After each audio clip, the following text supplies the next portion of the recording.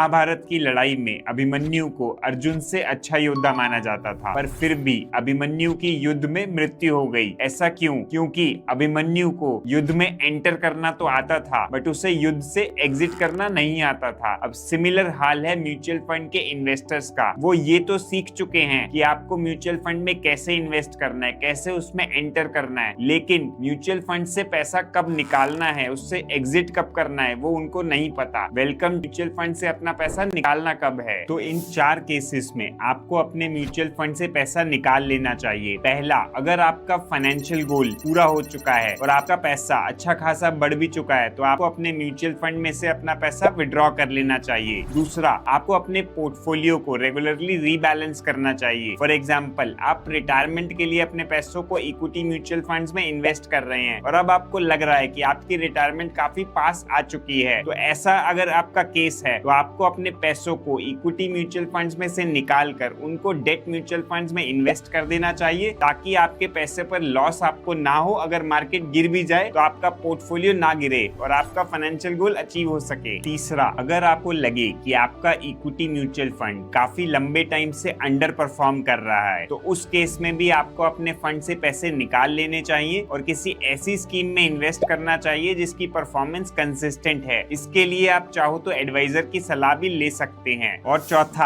आपको अपना पैसा हमेशा इक्विटी, डेट और गोल्ड में मिक्स करके लगाना चाहिए, जिससे आपका प्रॉपर एसेट एलोकेशन हो जाएगा। अब इसके लिए आप 100 minus age is equal to equity rule को फॉलो कर सकते हैं, जिससे हमें पता लगता है कि हम कितना पैसा इक्विटी में इन्वेस्ट करें और बाकी पैसा डेट और गोल्ड में हम इन्वेस्ट कर सकते हैं। फॉर एग्जाम्पल, आपकी एज है 30, तो 100 minus 30 which is equal to 70, तो आपका 70% पैसा इक्विटी में इन्वेस्ट होना चाहिए और बाकी 30% पैसा आप डेट या गोल्ड में इन्वेस्ट कर सकते हैं। अब ये एसेट एलोकेशन आपकी एज, आपकी रिस्क टेकिंग कैपेसिटी और आपके फाइनेंशियल गोल्स पे डिपेंड करेगा, तो ये सबके लिए अलग अलग हो सकता है। और साथ ही साथ जब हम पैसा इन्वेस्ट कर देते हैं तो थोड़े थोड़े टाइम में ये एसेट एलोकेशन यानी इक्विटी और डेट का जो एलोकेशन है वो चेंज भी होता रहता है। तो जब मार्केट गिर जाए तब आप अपना पैसा डेट में से स्विच करके इक्विटी में लगा सकते हैं, और जब मार्केट काफी बढ़ जाए तो आपका जो इक्विटी का एलोकेशन है वो बढ़ जाएगा, तब आप वहां से पैसा निकाल के डेट में स्विच कर सकते हैं। तो आप अगर ये एसेट एलोकेशन भी करेंगे तो ये आपके लिए बढ़िया रहेगा।